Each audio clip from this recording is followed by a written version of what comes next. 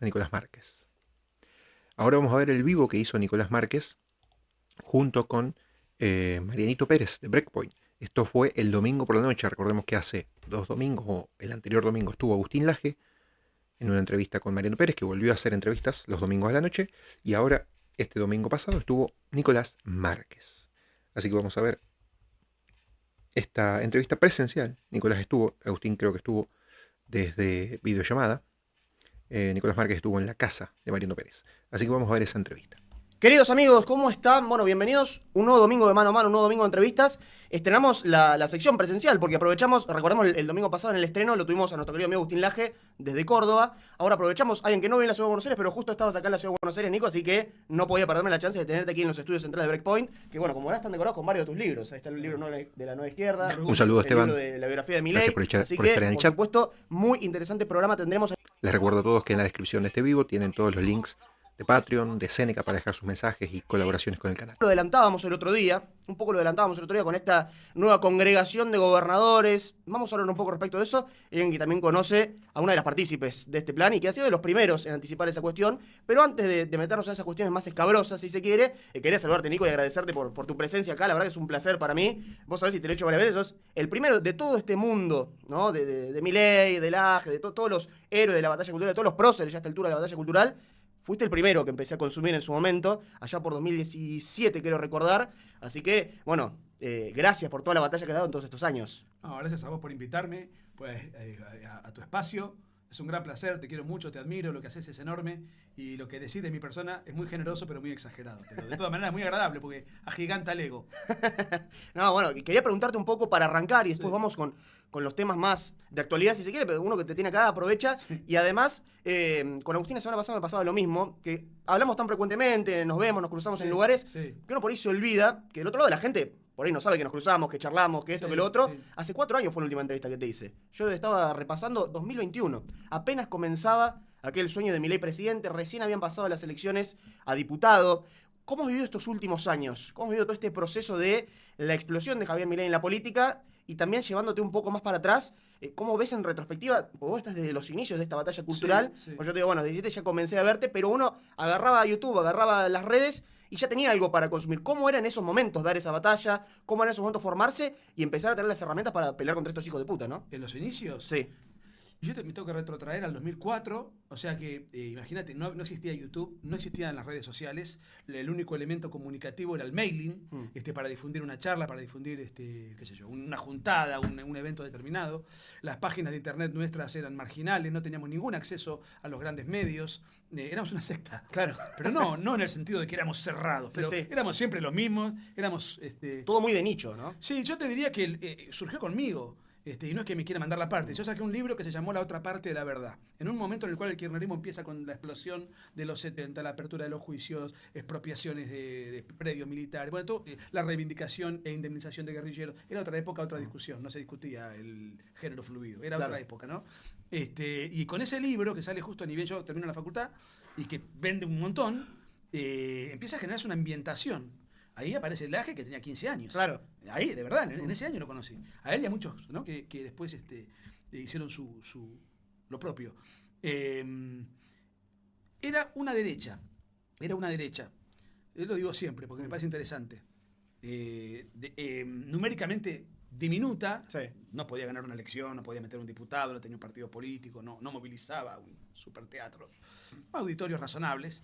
De gente grande, primero yo tenía 20 años menos, pero la gente era grande y de clase alta, todo el mundo trajecito, impecable, corbata. Claro, muy elitista, las ¿no? señoronas, la derecha, momento, claro. Pero, y yo creo que hay un antes y un después de Milei, porque más allá de que cada uno pudo haber contribuido con lo propio, pero Milei fue un fenómeno. Es decir, Milei hizo que sectores afines ideológicamente, no sé si iguales, afines, hoy sean populares, masivos y juveniles.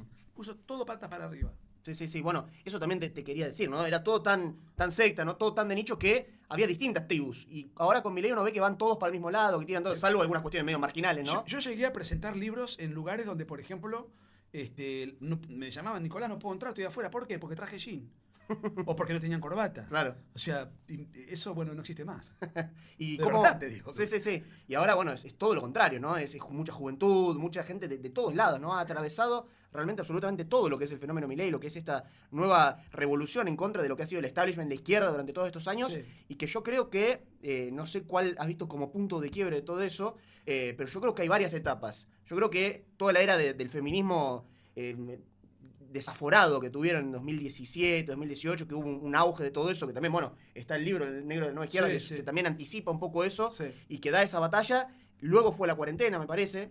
Y luego también el tercer punto de impacto es la entrada de lleno en la política, que es Javier Milei lanzándose definitivamente. Bueno, pero Javier Milei es un arquetipo que los psicólogos, los sociólogos, los politólogos, en su momento van a hacer un estudio profundo. Todavía Sí, sí. están, al ser un fenómeno contemporáneo, donde todavía lo estamos transitando, hacer una reflexión serena, donde uno saca una conclusión acabada, no es el momento. Sí, sí, avanza todo tan rápido que es difícil. Y además es presidente en este momento, Claro. pero yo creo que el deporte, Mm. su condición de arquero, podemos después explicar por qué, pero su condición de rockero, su condición de desacartonado estéticamente, capilarmente, y su vociferante espíritu puteador en lo verbal y en lo digital, generó y además pedagógico, porque él no es alguien que está, o que durante muchos años, antes de hacer política, se dedicó a maldecir contra un orden de cosas. Al mismo tiempo que hacía eso, proponía Claro. un orden sustituto, superador, y lo explicaba. Mm. Entonces, canalizó una bronca, pero también una esperanza. Y dio la batalla cultural solo contra todos, con zapateando y peleándose de manera enérgica.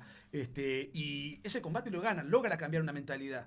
Lo que no había es que esa mentalidad no tenía una lista digna de ser votada, Claro. coincidente con los miles y miles y millones que él había persuadido. Ahora, eso lo podría haber capitalizado otro con las ideas que Milei predicó. Sin embargo, es el propio Milei el que cambia de cancha, de deporte, sale de una cancha de fútbol, se mete en una cancha de golf, por poner un ejemplo así muy, muy burdo, pero decir, son dos disciplinas muy distintas, lo que es la batalla en los medios, la batalla cultural, de lo que es la batalla política, donde Claro. ahí ya es la batalla partidaria, quiero decir, donde ahí ya de lo que se trata de juntar votos para llegar al poder. Sí, sí, Ya sí. es la lucha por el poder, ya no es la lucha por promover ideas. Obviamente eso nunca lo abandonó. Claro. Pero ¿y ahora y cómo las aplico? Necesito los votos.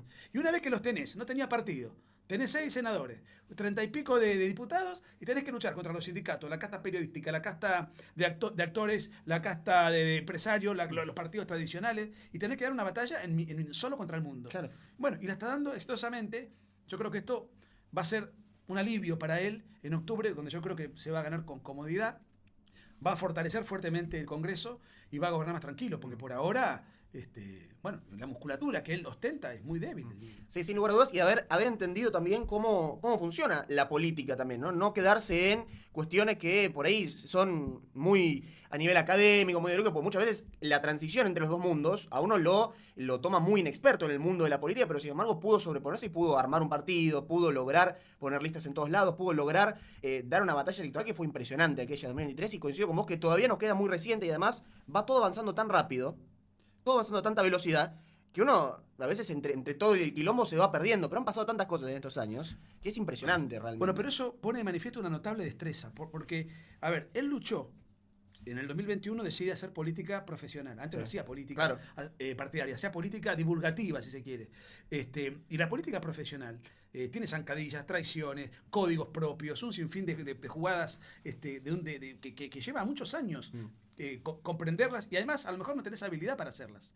Sin embargo, él en 2 años de un mini bloque de diputados insignificante pasó a ser presidente de la nación, luchando y compitiendo contra partidos históricos cuyos políticos tenían 30, 40 años de militancia en calidad de políticos profesionales. Una capacidad para internalizar y entender un mundo que le era absolutamente ajeno. Claro. Y después tiene que gobernar. No, las ideas de son utópicas, son impracticables, es un delirante. No se estrella contra la realidad, reconoce la realidad, gobierna con la realidad, enfrenta poderes muy superiores a él y les termina ganando la pulseada. Yo soy un termo, me declaro termo. Confieso porque lo admiro, si es admirable, sí. No reconozco. Vos me decís, ¿y a qué otro personaje histórico de Argentina o del mundo podría equipararse su historia? Y yo no se me ocurre un paralelismo.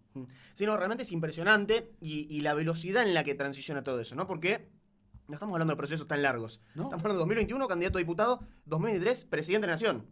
Es una cosa impresionante y cómo también el cambio, en su momento me acuerdo ese primer año y medio, de cómo todo el tiempo buscaba el periodismo hacerlo pisar el palito, y él, al estar acostumbrado a ir a los medios y a responder todo, había veces que te preguntaban cosas que te las respondía de manera filosófica y después te las operaban como propuestas en campaña. Sí. ¿No? Todo esto que vos pensás filosóficamente, listo, esto lo estás proponiendo Sí, ya sí. para campaña, esto es el eslogan de campaña de Milei y todo, y él aprendió también a declarar, aprendió a hacer un montón de cosas, a moverse ya muy bien políticamente. Sin duda que ha sido una evolución, pero rapidísima. Pero además con una capacidad de resistencia individual.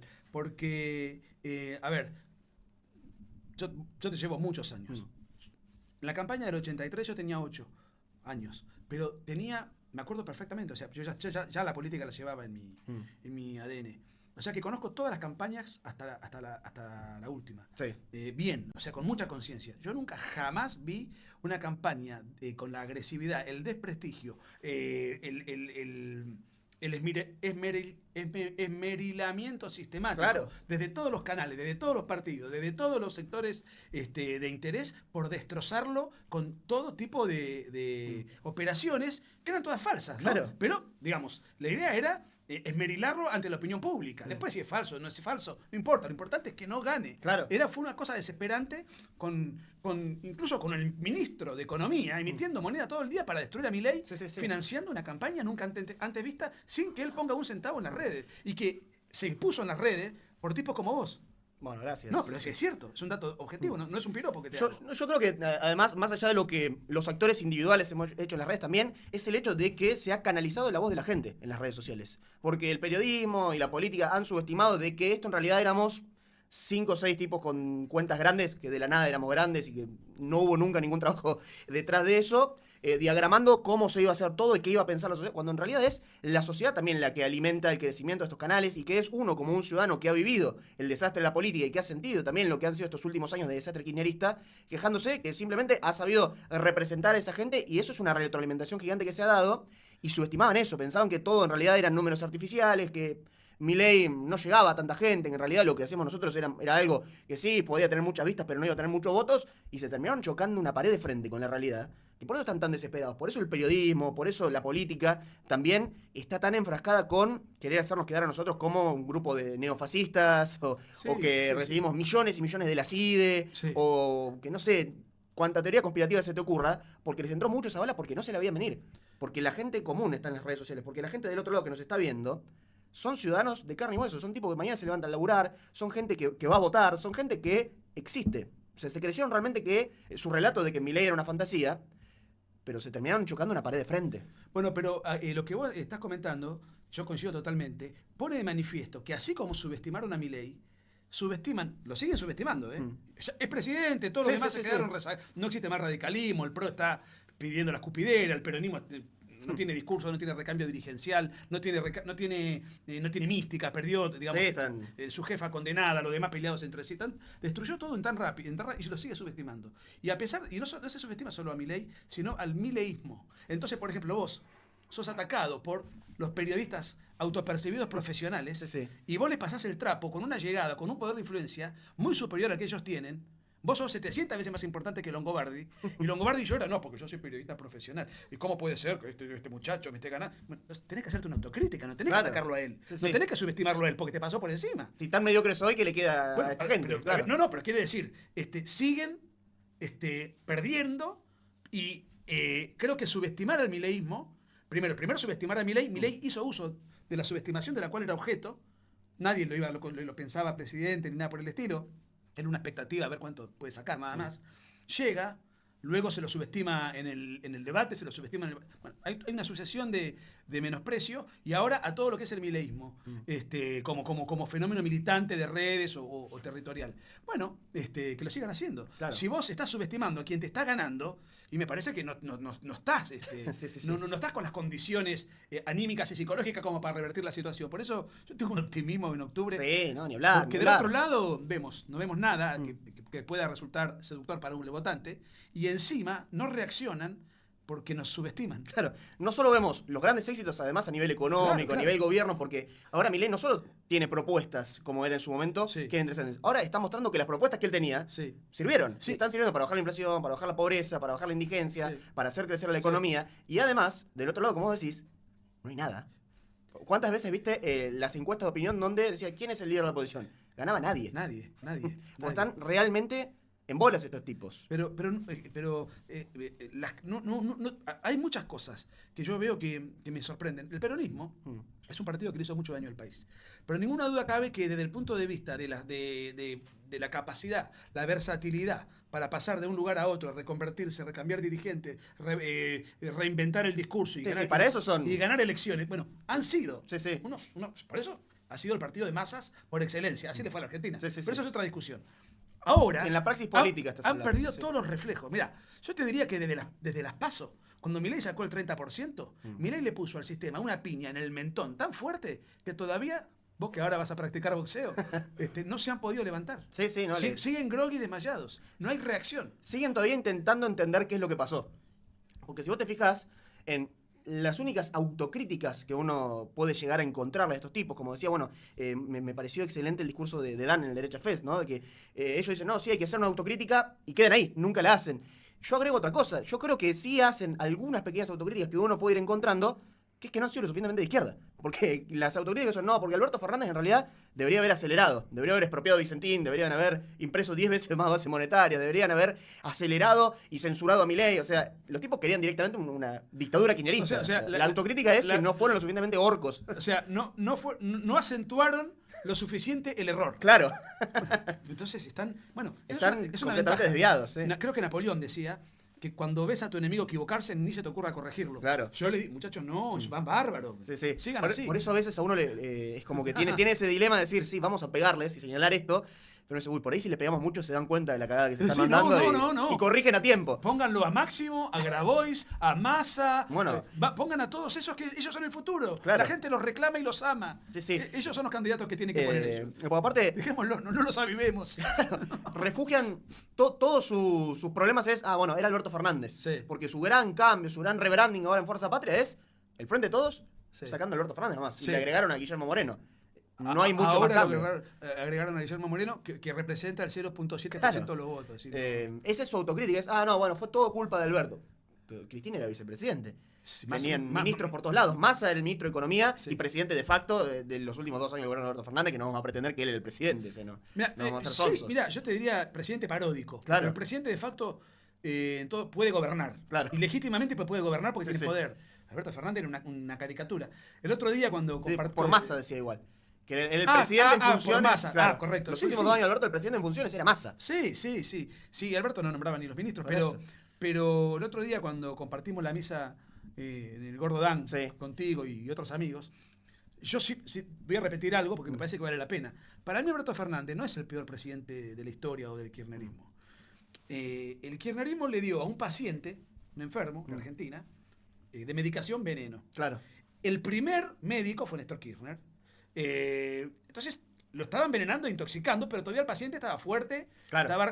tenía una fortaleza física. Después de 20 años, el último médico fue Alberto Fernández. Después de 20 años de envenenamiento, el paciente estaba liquidado. Sí, sí, sí. Lo que pasa que uno lo considera el peor porque el paciente está peor. Pero Alberto no hizo ni más ni menos que continuar un recetario con un país agobiado y devastado. Entonces, sí, la gente vive peor y dice, este es el peor presidente. Yo te diría que es simplemente la culminación de un proceso de decadencia dentro del cual Alberto Fernández fue el último Claro.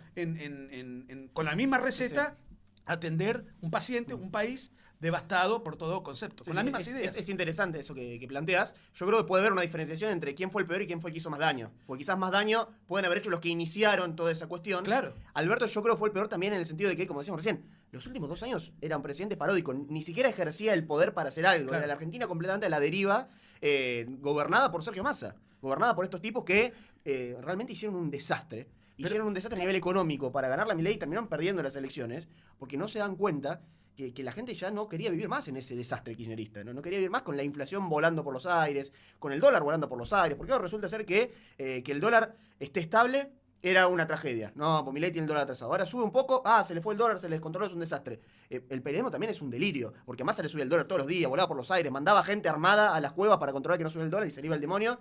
Y la gente también votó por eso. Y resulta ser que ahora, cuando Milei estabiliza eso, no, está mal también. Pero Mariano, mira, el día de las elecciones generales entre Macri y Alberto Fernández, la última cotización del dólar era 40 pesos.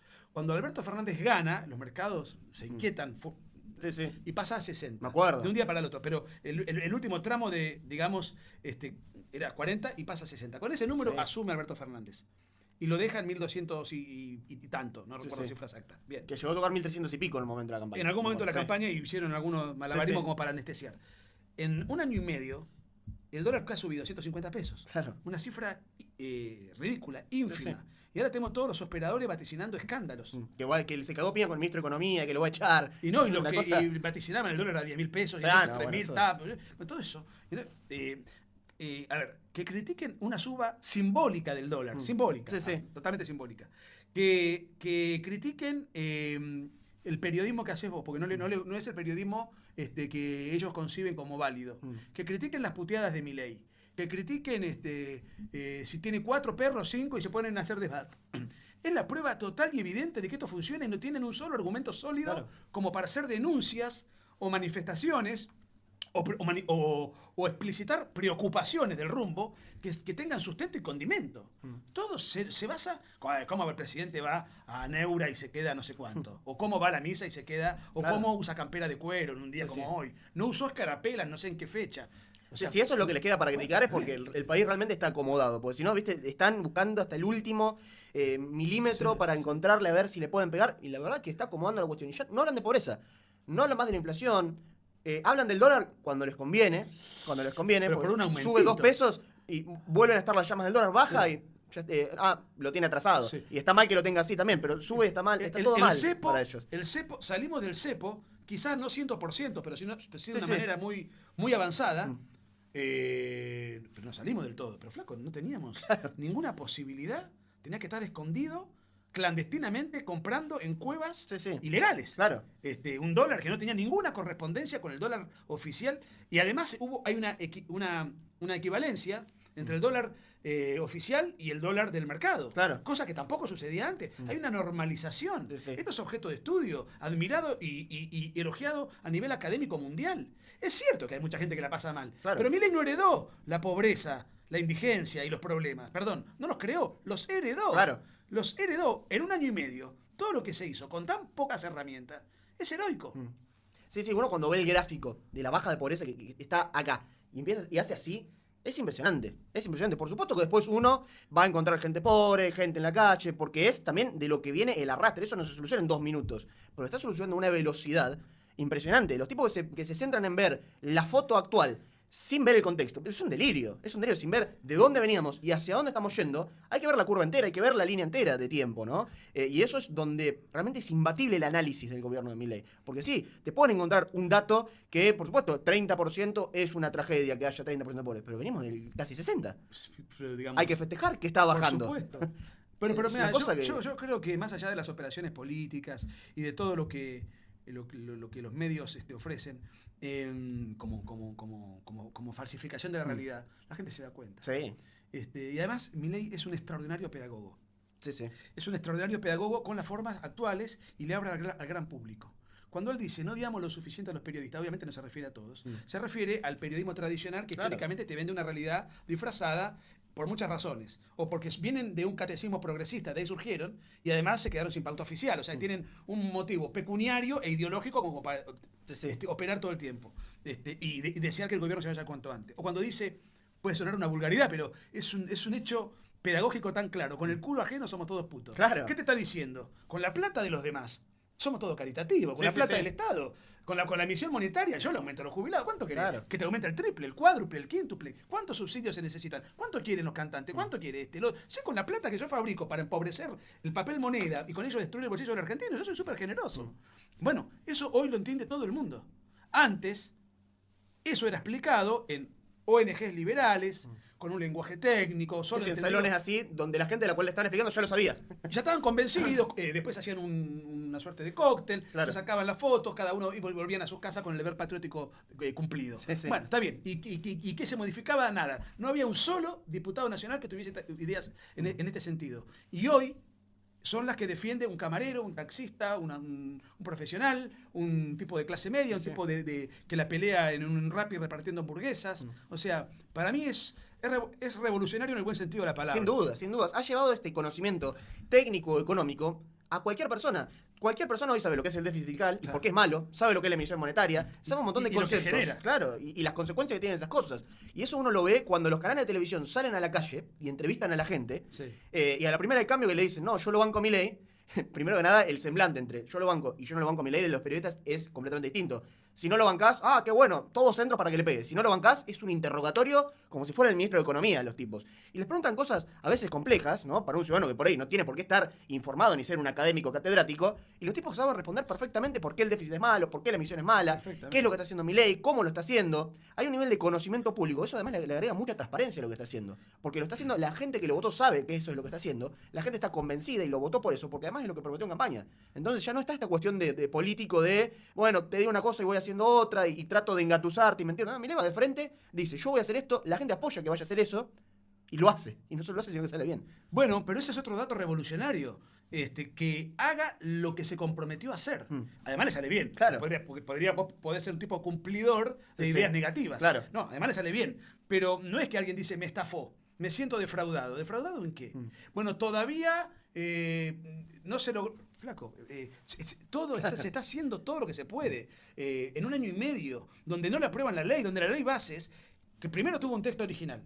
Tuvo que reformular el texto a un texto alternativo no ideal, con 600 artículos. De los 600 artículos te aprobaron un tercio de esos artículos. O sea, fue un gran avance. Pero comparado con las pretensiones iniciales, fue un avance mucho menos pretencioso. Por eso es tan importante lo de octubre. Sí, ni hablar. Hay que llenar el Congreso de Diputados y de Senadores liberales porque es importantísimo. Y además esto que decías vos es muy interesante porque el periodismo y la política también están entremezclados directamente, ¿no? Porque unos son jefes de otros y unos ofician de voceros directamente de la política, de la alta política, que ahora vamos a hablar en un rato de eso. Hablaban de que no, Milei no va a poder hacer nada. Milei no va a poder hacer ninguna reforma, Milei no va a poder conseguir ninguna ley ni nada. Y de que Milei es un autoritario, que es un tipo que va en contra de la democracia, que va en contra de las instituciones. Y es el presidente más institucional que yo haya visto en mi vida. Es un tipo que manda las cosas al Congreso, que saca todo en regla, que la primera vez en la historia que el Congreso se pone a analizar vetos, DNU, que eso pasaba de largo siempre. Acordémonos, Alberto Fernández gobernando a diestra y siniestra con DNU para todos lados. Todos los presidentes. Y nunca se trataron. No. Y nunca se trataron. Ahora todo eso se trata, todo eso se ve. Por primera vez la gente ve las sesiones del Congreso. ¿Cuándo alguien había visto en su vida, salvo casos extraordinarios como puede ser la 125, el aborto? Sí. Pero sesiones normales del Congreso, la gente está todo el tiempo viendo. La gente sabe, creo que como nunca, los nombres de muchos diputados, las caras de muchos diputados, las caras de muchos senadores. Ministros. Ha transparentado la política de una manera que eso le hace realmente bien a la democracia. Pero no que haya mentiras, no que haya valija volando por todos lados, no que haya la rosca política tradicional. Eso no le hacía bien a la democracia. Eso era una mentira y una estafa electoral. Era un negocio. La democracia no era un sistema, era un negocio inmoral. Lamentablemente era así. Ahora, cuando intentan atribuirle a Milei un dato, un perfil de intolerancia o de autocracia, primero, yo nunca conocí alguien con vocación de tirano que busque quitarse al Estado de encima, porque si el Estado vos sos el jefe de Estado.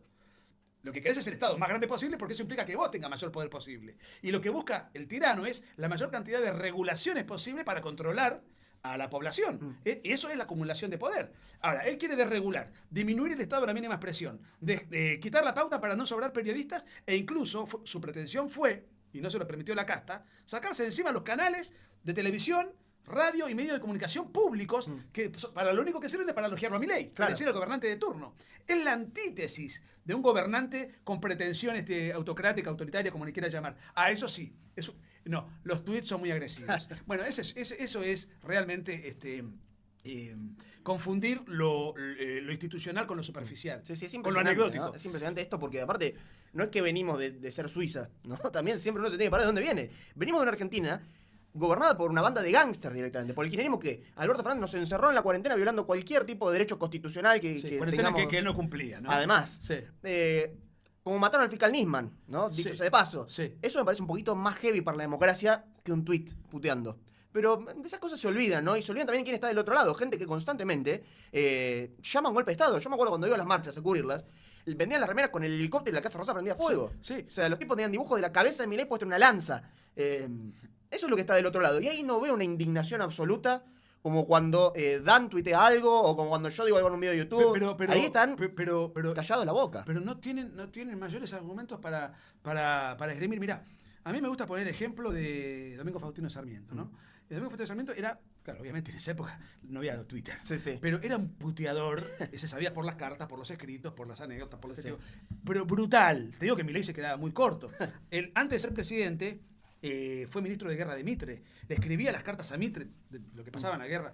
No sé si la Triple Alianza. Bueno, decía, no ahorre sangre gaucha, usémosla como abono, a ese nivel de beligerancia y agresividad. Hoy Sarmiento es recordado por sus partidarios como un tipo que hizo una reforma educativa brutal. A nadie se le ocurre andar, se ríen si recuerdan que era insultador o no. Y los que no lo quieren a Sarmiento, no lo quieren por cuestiones ideológicas, no por la forma verbal de expresión. Y yo creo que lo que pone de manifiesto con el tema de Milei es un poco, es eso, no hay un discurso superador, porque el discurso de ellos y las ideas de ellos son las que prevalecieron 40 años, fracasaron estrepitosamente, no se animan a repetirlas, aunque tienen a los mismos referentes, y han perdido toda mística.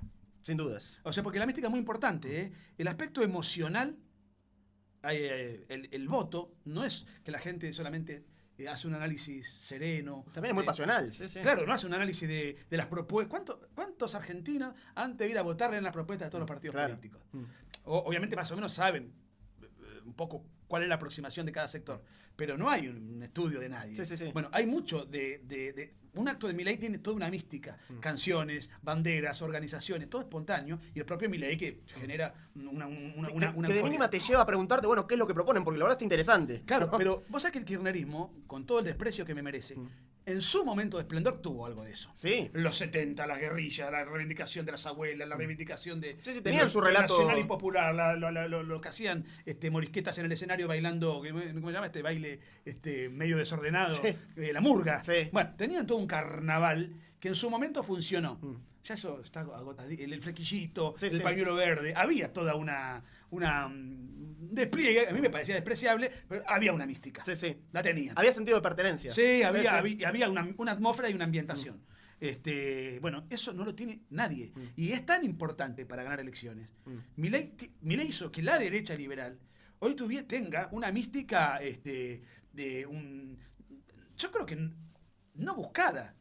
Milei es un rockstar, es un showman, transmite euforia, pero todo lo que hay alrededor de él, los programas de streaming, los tuiteros, los personajes, los eslóganes, las banderas, las consignas, los cánticos, hay una mística, y esa mística es muy importante porque es un motor que impulsa a la militancia. Claro, sí, el sentido de pertenencia, es decir, che, yo realmente soy parte de esto, yo me comprometo con esto, yo tengo amigos acá, yo conozco gente, yo voy al frente por estas ideas, eso es importantísimo. Hoy uno ve desganado al kirchnerismo, ¿no? Yo la veo siempre, muchas veces, a Ofelia Fernández, ¿no? Que a uno le puede parecer ideológicamente nefasta, pero que es alguien que ideológicamente representa todo ese sector. Como decir, no, mirá, yo no tengo ganas de ir a militar de vuelta a estos tipos que están hace 200 años rosqueando y lo único que les interesa claramente son las cajas. Ya perdieron ese sentido de pertenencia y ellos mismos no encuentran sí, los van a votar igual, pero ya no hay ese fervor por ir a dar la pelea, que hace un diferencial enorme. Porque cada uno de nosotros vale por 100 de ellos. Pero por eso digo, la mística tiene un costado emocional movilizante. Por ejemplo, alguien que esté, digamos, consustanciado y se siente identificado por el proyecto, no dice, yo mañana me voy a levantar a militar en la facultad o en lo territorial o en las redes, donde fuere, en defensa del equilibrio fiscal y del último número de inflación del mes. No, va porque hay toda una...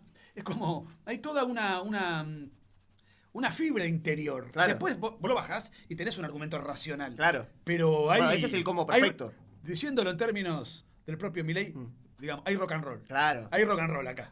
Sí, creo que ha logrado una combinación perfecta entre eso, porque el kirchnerismo tenía esa mística, sí, pero haciendo mierda al país. Claro. Pero aún así, mientras hacían mierda al país, mantenían ese relato que ellos tenían. Por eso está importante la batalla cultural. Claro. Mantenían ese relato que tenían y nadie le daba una batalla cultural decente, entonces iban aplastando a todo el mundo. Ganaban electoralmente y seguían, porque era todo un vale todo. Cuando les empezaron a entrar las balas de la corrupción, de esto, lo otro, y ahí empezaron a perder un poco de terreno, pero después gana Macri con esa batalla de simplemente el antikirchnerismo, la anticorrupción, y le terminan entrando por otros frentes distintos. Además que hizo mierda la economía, le entraron por todos lados, Es que- porque surgió ahí el feminismo, surge lo de Maldonado, surge esto, y le empezaron a entrar a la bala por todos lados, y al no dar esa batalla cultural, los terminan aplastando y les terminan sacando esa mística también que nunca llegó a tener. Yo junto creo que con el nunca la cambio. tuvieron. Claro. Mira, el PRO fue siempre una propuesta estética. Claro. Estética. Sí, sí. O sea, hasta eso, inclusive, me parece demasiado artificial. Que en cambio, en la Libertad Avanza es el orden espontáneo. Claro. El orden espontáneo. Cada uno va con su propia remera, se la manda a hacer. O sea, en cambio, acá estaban todos uniformaditos. Camisita celeste, Oh. el pelito, la musiquita de Tapiónica, tapiónica, los globitos, el cotillón, las camaritas. Era todo un paquetito armado. Bueno, por eso piensan después que nosotros estamos todos guionados, porque ellos hacían eso. Bueno, pero Sí, sí, no les sirvió. no le sirvió. Y yo tengo un gran entusiasmo por varias razones. Primero porque creo que el peronismo está en un piso histórico. El peronismo siempre tuvo no menos de 40, 45 puntos. Sí. Cuando perdía y no más. Hoy creo que tienen un tercio de los votos, con mucha suerte. No sé si lo conservan. ¿Por qué tienen 15, 20 puntos menos? 20 puntos menos. Y en gran parte porque Milei llegó a ese terreno y le sacó al propio peronismo a los hijos de los peronistas. O sea que al peronismo le pegó un golpe muy duro. Sí. Y al mismo tiempo está cooptando al votante del PRO. Entonces esa alianza generacional policlasista, yo creo que, y teniendo del otro lado un tren fantasma Claro. de tipos que son muñecos de cera, porque digo, no despiertan nada y ya cumplieron su ciclo en calidad de fracasados muchas veces. Sí, sí. Todo está marchando conforme el plan. Sí, sin dudas. Y bueno, hablando de muñecos de cera, Sí. ahora sí quiero pasar en esta etapa más final de la entrevista a un poco lo que pusimos en el título, esta búsqueda de hacerle un golpe constante que hay para Sí, con Javier Milei, sí, sí. de que primero lo vimos por el lado de los orcos, mucho más, si se quiere, de frente, mucho más yendo realmente a decir eso, como decía, las marchas con los helicópteros, todo prendido fuego, Sí, los sí, tipos sí. queriendo tirarle toda la gente a la calle mientras les dio la caja, Sí. porque fíjate, ya no hay grandes movilizaciones, porque se están quedando realmente con toda la plata que tenían, más o menos, que habían recaudado. Bueno, tiraron todo eso, tiraron todo el fuego. ¿Te acordás al Víctor comiendo los pochoclos? Sí, sí, sí, sí. No les dio a los tipos para hacerle ese golpe. Y hablando de muñecos de cera, tenemos, no sé si viste este último frente que se está armando de gobernadores, Ujú. ¿no? Que se están juntando los gobernadores, están queriendo armar esta cosa porque dicen, bueno, hay que ganarle con el centro, Milei, con esta cuestión de la política, del interior, y qué sé yo, tipos que la verdad que no despiertan pasión en nadie y que, si se quiere, ganarán elecciones a nivel local, pero después, tras traspolarse a nivel nacional, no miden nada. No. Realmente estos No. personajes. Pero han armado este nuevo frente y buscan un candidato a presidente en 2027. Acá tenemos este clip que vimos el otro día, y me gustaría analizarlo con Nicolás, porque hay algunas cosas que se me pasaron por alto. Y uno siempre tiene que ver, estarás viendo acá y me imagino que te espantarás, estás viendo el destape, ¿qué es esto? Bueno, uno tiene que escuchar también al enemigo, Por porque supuesto. hay que estar atentos a ver qué es lo que están planeando, porque muchas veces estas cuestiones de qué es lo que están tramando en contra del presidente, y se les escapan a veces a ellos. Se les escapan y sacan esta información porque alguien se los dice y porque ese es su público y se van retroalimentando. Entonces uno tiene que estar muy atento. Y esto es lo que decían el otro día. ¿Qué piensan en el gobierno estos gobernadores? Que se están posicionando en el mediano plazo. Ayer me decían, ellos creen, esto piensan en el gobierno, estos gobernadores que se unieron acá creen que si esto sale mal y el gobierno se cae, el que venga va a ser de ellos. O sea, se están posicionando no para las elecciones de ahora de octubre, sino para el mediano plazo. Me decían, lo que están, a ver, esto insisto, lo dicen en Casa Rosada en el gobierno, lo que están pensando estos gobernadores es, si esto sale mal, si Milei cae y no llega al final del mandato, que el próximo presidente salga de ese grupito de gobernadores. Hasta eso la quieren afanar, Pichetto. Se hablan de ponerse en un lugar donde apoyar lo bueno y rechazar lo malo, Claro. digamos, ¿no? Se ponen como negociadores, no se plantan en un lugar de oposición férrea. Exacto. Por eso también Sí, claro. no están en esa foto otros gobernadores que sí podrían estar. No está Silioto, no está Kicillof. Claro. Sí, Melella, Quintela. Melella, Quintela. Porque Gildo. claramente hay tres equipos ahora. Un equipo Sí. de oposición dura, que es lo que gira en torno del peronismo. El que se opone desde el principio. Aunque incluye a Melella, que no es estrictamente peronista. Claro. Está este grupo del medio y están los que colaboran. No tiene liderazgo este grupo de medio. No hay un líder. Tienen tiempo para resolver ese liderazgo. Hoy justo salió, creo que Nacho Torres salió a decir que van a tener un candidato a presidente en 2027. Ahí obviamente surgen un montón de nombres, está el de Facundo Manes, hay otros más también. De acá Facundo Manes 2027. siempre suena. Bueno, ahí tenemos un poco esto que hablábamos el otro día y menciona acá el nombre de la posibilidad de Manes. Bueno, primero esta subestimación a Milei de vuelta de Milei se cae antes de 2027, Milei se va a caer, cosa que les aviso. Porque a veces uno queda con todos estos planes que van saliendo y que uno informa, queda como informando que va a pasar esto, ¿no? Que le van a hacer un problema. No, uno informa las intenciones que tienen estos tipos. Sí. Por supuesto que no les van a salir. Por supuesto que no les van a salir. Pero siempre hay que estar atentos a las intencionalidades que tienen estos personajes. Y vos fijate, el otro día hablábamos de esto y se me perdió un detalle de alguien que vos conocés muy bien y con quien has dado una batalla tremenda todo este último tiempo, ¿Quién es que está visitando constantemente a los gobernadores, haciéndose la federal, la patriota, por acá, por allá, reuniéndose con todos? Y a quien le calza justo perfecto en este momento este espacio, porque claro, los liberales no la quieren ni ver, ha coqueteado con Moreno y el peronismo, pero tampoco la quieren ni ver porque le asocian todavía mucho a la dictadura. Bueno, parece ser que le calza justo y está como parte de esta nueva coalición que surge para querer ponerle palos en la rueda al presidente con un sueño húmedo que no le va a salir de que Milei se termine cayendo, ¿no? Sí. Hemos visto lo que fue la sesión del Congreso el otro día, hemos visto los senadores que también son muchos manejados por los gobernadores, entonces hay que estar muy atento a eso, qué puede llegar respecto de los vetos a suceder. No sé qué lectura haces de esta situación. Bueno, Victoria Villarroel es una mujer que nunca tuvo escrúpulos, siempre fue una trepadora, intelectualmente es muy pobre, no cree en estas ideas porque su padre, no porque ella ya haya formado, su padre le enseñó que el ultranacionalismo, las corporaciones, el aislacionismo y no sé, y el Estado, y eso es lo que funciona. Entonces ella en su fuero íntimo, encima está muy asesorada por algunos nacionalsocialistas que tiene al lado, o sea, realmente no creen que esto funcione. Entonces se esperanza con que esto está destinado al fracaso. Bueno, de entrada ella estaba esperanzada con esto, ¿no? Ella con tal de tener un espacio de poder significativo, en este caso primero diputada nacional y después llegar a un lugar insospechado como es la vicepresidencia, bueno, ella lo que ella pretendía era, sospecho yo, siempre ir ganando posiciones de poder. No creía que las ideas de Milei no iban a prosperar, que la desestabilización institucional, el descontento social lo iba a hacer tambalear y por decantación iba a quedar ella. Yo creo que especulaba eso. Desde el minuto uno especuló y subestimó eso. Bueno, ya se habla, creo que en principios del gobierno, no me acuerdo si era febrero, marzo, yo 2024, ya se hablaba de esas reuniones yendo a verlo a Macri. Sí, con ella, viste, claro. que aparte se dejó llenar la cabeza por todo este círculo de gobernadores, por esta gente diciéndole, che, mirá que este loco se cae. Claro, que era lo que hablaba la oposición en ese momento. Pero los gobernadores le prestan atención porque ella tiene un mandato. Claro. Después del 2027, cuando ella tenga que Olvidate. validar su persona en algún espacio, no sé, en el partido de Biondini, en algún partido así. A ver, ¿quiénes apuestan por ella? Sus empleados en el Senado, Sí. alguna secta nacional socialista de por ahí, y algunos malvineros que creen que con un gomón vamos a recuperar las Malvinas. Claro. Yo creo que las Malvinas son argentinas, es una soberanía inclaudicable, pero vamos a ser realistas. Fuera de ese contexto, no da para más. O sea, yo creo que ella es una mujer astuta, pero no inteligente. Son dos conceptos distintos. Claro. O sea, tuvo la astucia para llegar a determinados lugares de poder muy importantes en un tiempo rápido, sin tener un voto y sin que nadie la conozca. Sí. Se hizo conocida gracias a Milei, recién cuando Milei la pone como compañera de fórmula y recién te diría a partir de los debates que tuvo. Sí, yo me acuerdo, para agregarle un poco a este análisis, ahora te dejo continuar con tu muy interesante análisis. Me acuerdo cuando eran las primeras, creo que la primera caminata a la que fui, después de buscar esos registros porque son muy interesantes, la gente iba, y por supuesto le pedía fotos a Milei, y le decía, señora, ¿me puede sacar una foto con Milei? Y le daban el teléfono a ella. Eso me lo contó. Y él les tenía que explicar, no, ella es mi compañera de fórmula, es Vicky, saqué otra foto con ella también. Bueno, me sacaba una foto con Milei y le daban el teléfono a Victoria. A mí me lo contó Agustín Laje incómodo. Él estaba incómodo. Cuando en un evento en Córdoba fueron como 80, 100 mil personas, habla Agustín Laje. Febrero del 22, me acuerdo, sí. Bueno. Primera nota que le hice a Agustín. Y después habló Milei. Claro. Y fue Victoria Villarroel.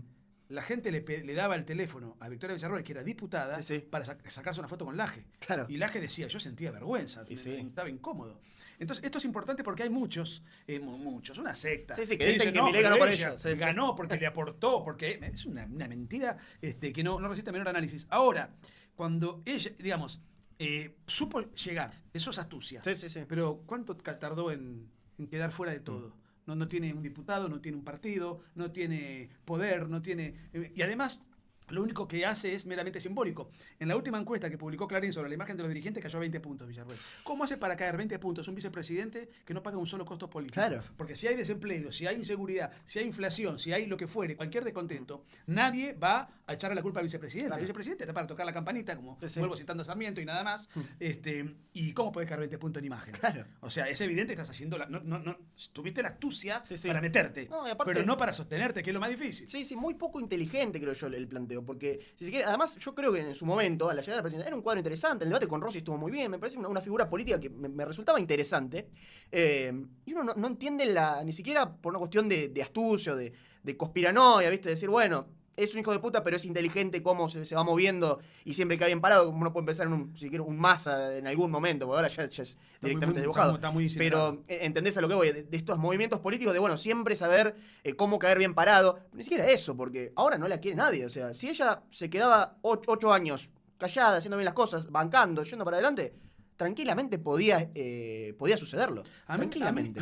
Y ahora no la quieren. Ni los propios. No la quiere nadie. Sí, le queda todas estas alquimias electorales extrañas. Algunos empleados del Senado, Claro. algunos chauvinistas. Sí. No es inteligente ni como movimiento estratégico, ¿entendés? No, y además de ser coquetear, inmoral lo que hizo, ¿no? Yo escuchaba a algunos en su momento. Qué gran estratega que es esto de hacerle el busto a Isabel Perón. Sí. Digo, es una broma. ¿Por qué no le hace el busto a López Rega? Digo, pero no se dan, o sea, te das cuenta que ahí ya no hay estrategia, no hay programa. Está, o sea, quiso armar algo propio, su propio ego estuvo por encima de la realidad, algo muy habitual en ella, y bueno, y ya está pagando las consecuencias. Pero te quería hacer algún comentario, no me acuerdo algo que dijiste y se me chispoteó. Respecto de Villarroel.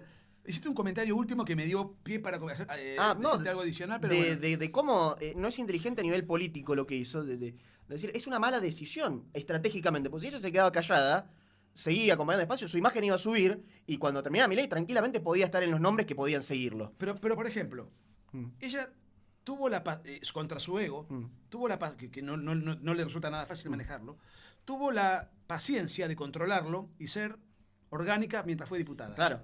Ahora, cuando se le dio un espacio de protagonismo mayor, ahí ya su ego se disparó, sus pasiones se desordenaron por completo y no dejó cagada por hacer.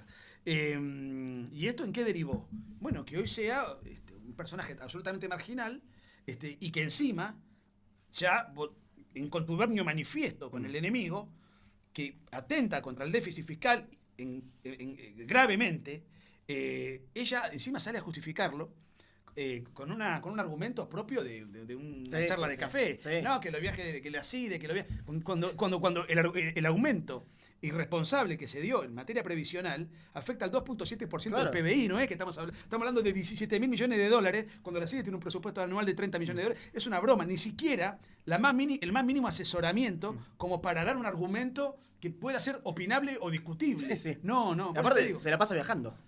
Además, ¿no? Se la pasa viajando ella. Pero además y viajes que no tienen sentido. Lo del presidente, va el tipo y se reúne con Trump, se reúne con Elon Musk, se reúne con gente importante que sí le aporta cosas a la Argentina, ¿no? Porque eso trae inversiones, eso puede traer un montón de que el mundo nos vea a la Argentina como un país que ha cambiado, porque hasta hace nada éramos el país que se miraba para todo lo negativo. Éramos los amigos de Maduro, de Cuba, de Irán, amigos de todos los delincuentes a nivel mundial. Bueno, pero a ver. Y ahora el tipo tiene que viajar por el mundo a explicarle al mundo: che, somos algo distinto ahora. Ahora pueden confiar en la Argentina. Sí. Eso es importantísimo. Eso hace mucho más por la Argentina, ya que se dice tan patriota, que viajar a pelotudear al país por ese poncho.